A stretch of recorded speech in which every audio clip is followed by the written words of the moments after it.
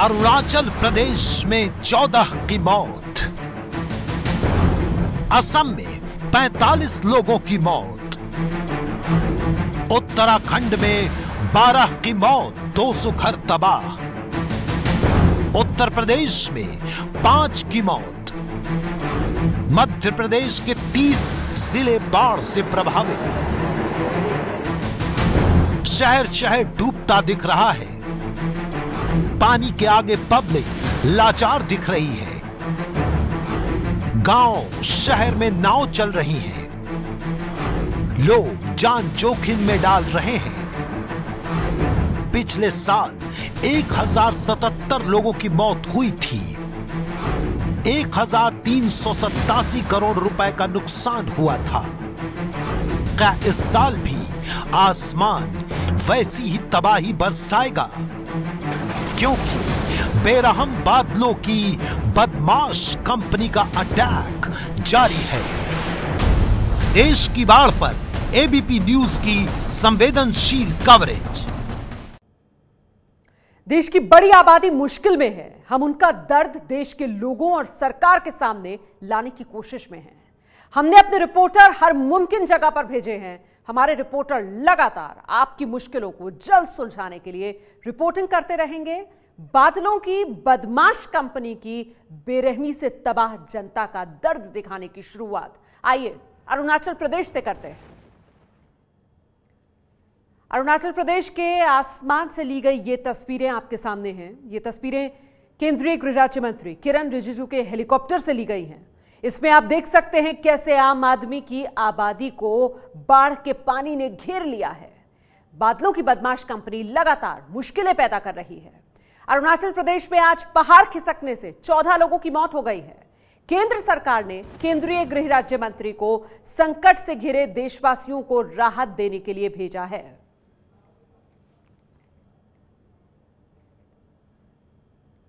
तो अरुणाचल प्रदेश में जो बाढ़ की स्थिति बनी हुई है उसकी ये तस्वीरें आप देख रहे हैं। हेलीकॉप्टर से ली गई ये तस्वीरें हैं और आज अरुणाचल पे उस वक्त कहर और टूटा जब चट्टान खिसक गई और इसकी चपेट में आकर 14 और लोगों की जान चली गई। देखिए किस तरीके से पानी में डूबा हुआ नजर आ रहा है ये बड़ा रिहायशी इलाका।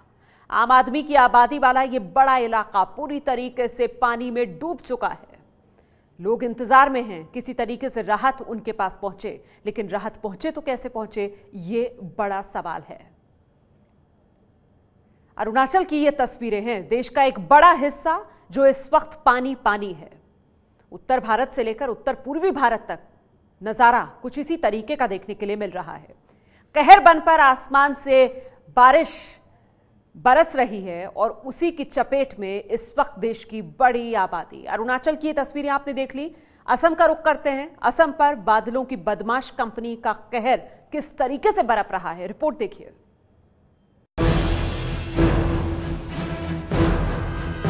कमर तक भरे पानी में गुजरने को मजबूर ये लोग। एक हाथ में चप्पल और दूसरे हाथ में पर्स।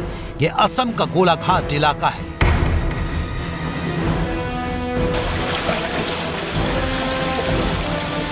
पानी का बहाव इतना तेज है कि अगर इस शख्स का पैर फिसला तो खोज पाना भी मुश्किल होगा।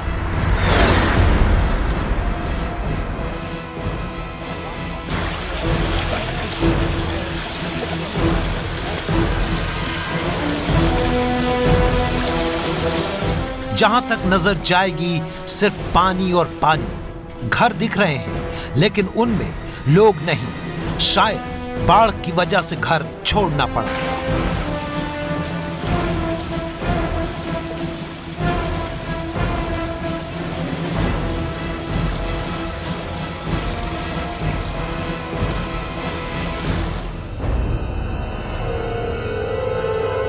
बांस को जोड़कर बनाई गई नाव से लोग इधर से उधर जाने को मजबूर हैं। तो एक महिला इसी बाढ़ के पानी में अपने कपड़े धोने को मजबूर।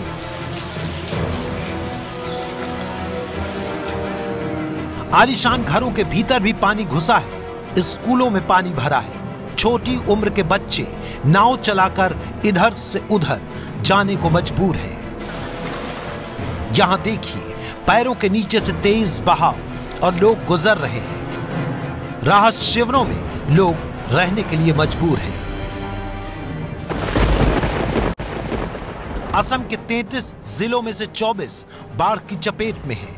असम में अब तक 45 लोगों की बाढ़ से मौत हो चुकी है। 2488 गांव प्रभावित हैं और 17 लाख की आबादी पर बाढ़ का असर पड़ा है। 31,000 लोगों के लिए 294 राहत शिविर खोले गए हैं। बाढ़ में डूब रहे राज्य को लेकर सरकार कैसे हरकत में आई, वो दिखाने से पहले आपको एक जरूरी जानकारी देते हैं। 60 साल पहले देश में बाढ़ और भारी बारिश की पहले से जानकारी देने के लिए फ्लड फोरकास्टिंग स्टेशन की शुरुआत हुई थी। देश में बने 199 में से 25 फ्लड फोरकास्टिंग स्टेशन असम में हैं। 3 दिन पहले ही बाढ़ या भारी बारिश की जानकारी देने वाले इस फ्लड फोरकास्टिंग की अहमियत कितनी है, ये इसी से पता चलता है कि देश के लिए अब तक 5,948 अनुमान में से 95% अनुमान सही हुए हैं। ये जानकारी गृह मंत्रालय, ट्रांसपोर्ट मंत्रालय, कृषि मंत्रालय, रेलवे के साथ साथ अन्य राज्यों को भी दी जाती है ताकि सरकारें समय से पहले ही अलर्ट होकर एक्शन प्लान तैयार कर लें। पर दुर्भाग्य ये है कि एनडीएमए यानी नेशनल डिजास्टर मैनेजमेंट अथॉरिटी की 2010 की रिपोर्ट बता रही है कि जानकारी पर कम एक्शन लिया जाता है। इसी का नतीजा है बड़े पैमाने पर लोग बाढ़ से प्रभावित होते हैं और असम के हालात देखकर लग रहा है कि सरकार ने बाढ़ की चेतावनी पर ज्यादा ध्यान नहीं दिया। कल हालात का जायजा लेने मुख्यमंत्री सर्बानंद सोनोवाल दल बल के साथ निकले। ये काजीरंगा नेशनल पार्क की तस्वीरें हैं। आधा काजीरंगा डूबा हुआ है, जानवर परेशान हैं। नाव पर बैठकर सीएम जायजा लेने निकले तो कुछ दूर पर ही जानवर दिख रहे हैं। बाढ़ की स्थिति को देखते हुए केंद्र सरकार भी हरकत में आ गई है। गृह राज्य मंत्री किरण रिजिजू के नेतृत्व में उच्च स्तरीय दल बाढ़ प्रभावित इलाकों के दौरे पर है। असम के लखीमपुर और मजूली के हालात ये तस्वीरें दिखा रही हैं। 2 दिनों की बारिश से ब्रह्मपुत्र नदी उफान पर है और असम राहत का इंतजार कर रहा है।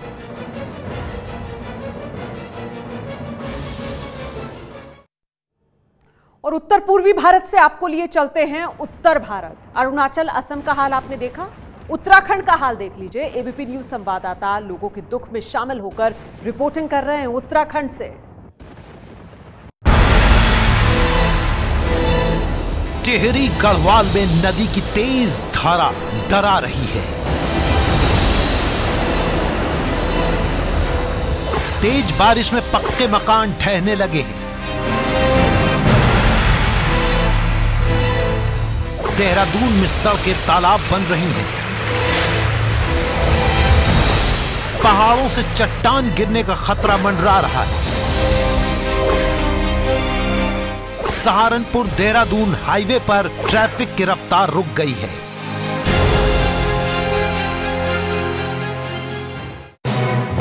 ये उत्तराखंड के अलग अलग जिलों की तस्वीरें हैं जहां तेज बारिश से एक बार फिर साल 2014 की तरह विनाशकारी बाढ़ के हालात बन गए हैं।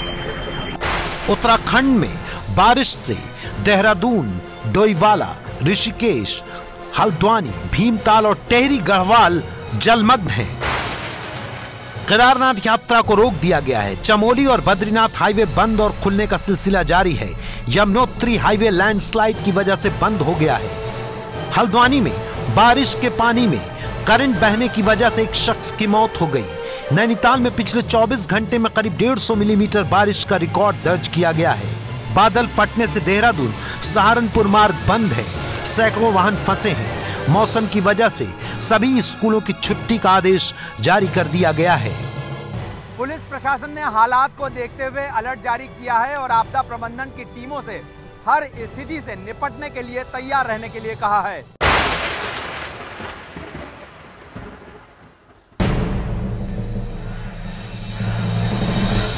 देहरादून का यह शेखपुर गांव है जो बांदल नदी के किनारे बसा है। नदी का बहाव आप देख सकते हैं कितना तेज है और उससे भी ज्यादा डराने वाली है इस नदी के बहने की आवाज जो रात भर इस गांव के लोगों को सोने नहीं देती।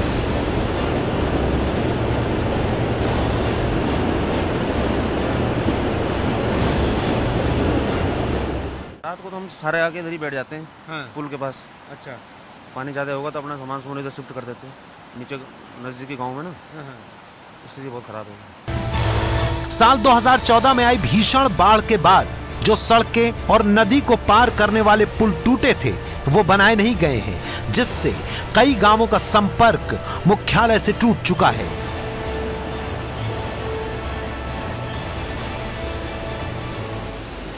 यहाँ से जो पुल गुजरता था वो पुल यहाँ से तहस नहस हो गया था और अभी भी जो हालात हैं जस की तस बनी हुई हैं। जो रोड है जो कि प्रधानमंत्री ग्राम विकास योजना सड़क योजना के तहत ये सड़क बनाई गई थी वो अभी भी वैसी ही टूटी पड़ी है। नीचे तेज नदी की धारा बह रही है और ऊपर ये पतला और जर्जर पुल है जिससे जान जोखिम में डालकर ये छोटे छोटे बच्चे स्कूल जा रहे हैं। ये लोग पिछले 3 साल से इसी तरह नदी पार कर रहे हैं। इन्हें भी पता नहीं होता कि कब पहाड़ी नदी का तेज बहाव उनके साथ इस पुल को बहा ले जाए। बच्चे इसी टूटे पुल से हुए गुजरने को मजबूर हैं और स्कूल जाते हैं। उनके लिए सबसे बड़ी दिक्कत यही है कि अभी तक ये पुल नहीं बन पाया।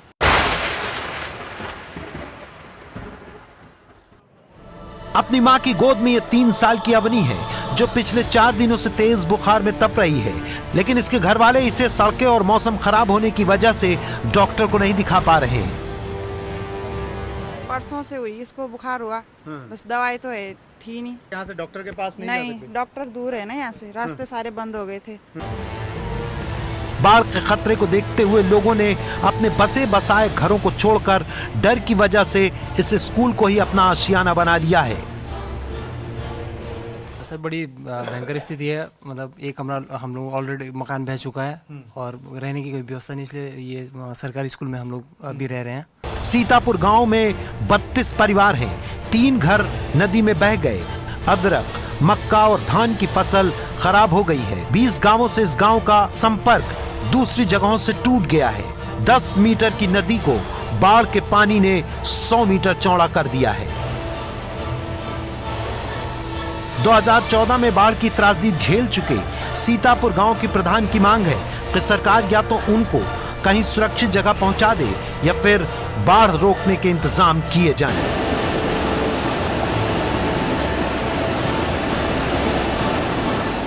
अगर हमारी रोड बन जाए तो हम सब भागने के लिए तैयार हैं। सब भागने के लिए तैयार हैं। यहाँ कोई रहना नहीं चाहता, कोई नहीं। मौसम विभाग के मुताबिक उत्तराखंड के लिए अगले 48 घंटे बेहद अहम हैं। यहाँ तेज बारिश के साथ बादल फटने की भी आशंका जताई गई है। प्रशासन ने लोगों से सतर्क रहने की सलाह दी है। उत्तराखंड से संवाददाता गौरव श्रीवास्तव की रिपोर्ट।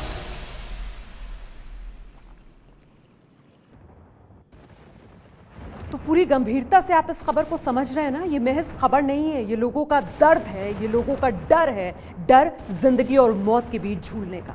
उत्तराखंड के बाद आइए मध्य प्रदेश आपको लिए चलते हैं, जहां एबीपी न्यूज संवाददाता ब्रजेश राजपूत आपको बाढ़ में घिरे 30 जिलों का हाल दिखाएंगे मध्य प्रदेश के।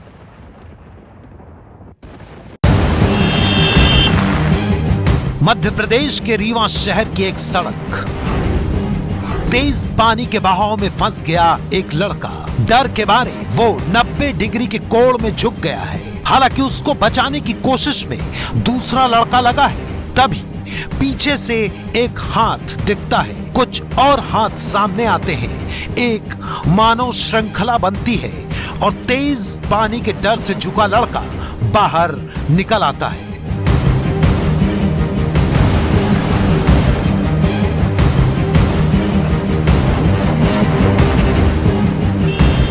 रीवा शहर में अचानक बीहर नदी का पानी घुस जाने की वजह से दहशत का माहौल बन गया था। बीहर नदी रीवा के बीच से गुजरती है। इसको पार करने का पुल पानी में डूब चुका है। कल रात भर बारिश नहीं होने से थोड़ी राहत की खबर यह है कि पानी उतर रहा है। ये निपनिया का पुल है। ये पुल कल सुबह 7 बजे से उसके ऊपर से पानी बह रहा है। पुल बंद किया गया था। हालांकि पानी अब धीरे धीरे उतार पर है, मगर इस बीहर नदी का जो पानी था आसपास के मोहल्लों में चला गया था। लोगों के दिल में बाढ़ के पानी के साथ घुसे डर को दूर करने के लिए एबीपी न्यूज संवाददाता ब्रजेश राजपूत ने रीवा के म्युनिसिपल कमिश्नर से बात की। कुल 15 स्थानों पर राहत शिविर चिन्हित हैं और कल रात में 5 स्थानों पे लोगों ने शिविर में आश्रय लिया था, लगभग 150-200 के आसपास। यहाँ के लोग आयुर्वेदिक कॉलेज और एसके स्कूल है एक पास में, तो वहाँ लगभग 250 लोगों ने शरण ली हुई थी। संवाददाता ब्रजेश राजपूत अचानक आई बाढ़ से प्रभावित निपनिया मोहल्ले में पहुंचे तो पानी तो उतर गया पर वापस न लौट आए, इसका डर लोगों में है। पानी से डूबा हुआ था, आप देख सकते हैं कि जो पानी के निशान हैं दीवारों के ऊपर तक हैं और यहाँ बताया ये जा रहा है कि यहाँ पूरा पानी ऊपर तक आ गया था और ये छोटी सी रसोई है, यहाँ पे ये भी पानी में डूबी हुई थी। यहाँ से जितना सामान था थोड़ी देर पहले ही निकाल के लोगों ने सुरक्षित जगह पे रखा हुआ है। ये हम लोग का घर पूरी रात डूबा था, फ्रिज हम लोग की सब खराब हो गई है, टीवी, फ्रिज, अलमारियां, पेटियां, सब मतलब जितने भी इलेक्ट्रॉनिक सामान है सारे खराब हो गए हम लोग के यहाँ। रीवा के अलावा सतना, कटनी, पन्ना, खरगोन और दमोह में भी पिछले 2 दिन से जमकर बारिश हुई है। यह आपकी स्क्रीन पर खरगोन की तस्वीरें हैं, जहां गलियां नदी नाले की तरह बह रही हैं। खंडवा बड़ौदा हाईवे पर दीपाली और बंधानी नदी के ऊपर बने पुल के ऊपर से पानी बह रहा है और लोग पानी उतरने, बारिश रुकने का इंतजार कर रहे हैं। मध्य प्रदेश के कटनी में भारी बारिश में रेल की पटरियां जिंदगी बचाने का जरिया बन गई है। कटनी जिले के गांवों में भी बाढ़ का पानी भर गया है। पानी में फंसे लोगों का दावा है कि यहां तक प्रशासनिक मदद नहीं पहुंच रही है। तो मुसीबत के पहाड़ के बाद मैदान में पांव फैला रही बादलों की बदमाश कंपनी का अत्याचार अब आपको दिखाते हैं। उत्तर प्रदेश आपको लिए चलते हैं, जहां गोंडा में एबीपी न्यूज संवाददाता रणवीर एक ऐसे गांव में पहुंचे जो नदी का बांध टूटने की वजह से मौत का टापू बन चुका है।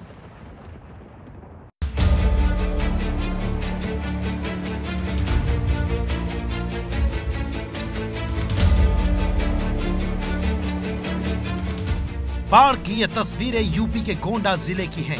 जिधर नजर दौड़ाएंगे आपको पानी ही पानी नजर आएगा। ऐसे हालात को देखकर आप अंदाजा लगा सकते हैं कि यहाँ लोग कितनी मुश्किल में जी रहे हैं। एबीपी न्यूज संवाददाता रणवीर ने गोंडा बाराबंकी की सीमा पर बसे नकहरा गांव का दौरा किया और हालात का जायजा लिया। ये गांव काफ़ी गरीबों का गांव है और हर घर यहाँ पे झोपड़ी नुमा है। आप देख सकते हैं कि ये छोटा सा एक पुरवा है, 200 घरों में से ये टुकड़े टुकड़े पुरवों में ये गांव बटा हुआ है और इस वक्त आप देख सकते हैं कि इस गांव की स्थिति ये है कि ये पूरा इलाका पानी में डूबा हुआ है और यहाँ के लोग पास के मंदिर के पास जाके रहते हैं और कुछ लोग बंधे पे हैं। बांध के किनारे बसे इस गांव में सभी कच्चे मकान हैं और बांध पर हुई कटान की वजह से गांव में पानी घुस गया है। बांध की कटान रोकने के लिए बोरी में बालू भरकर बांध के किनारे लगाई जा रही है। आप देख सकते हैं कि घाघरा नदी है जो मेरे ठीक पीछे बह रही है और यहाँ जब जल स्तर बढ़ गया, जब ये कटान हो गया तो कटान के बाद अधिकारियों ने यहाँ पे ये बालू की बोरियां लाकर बांध को के कटान को रोकने की कोशिशें तेज कर दी हैं।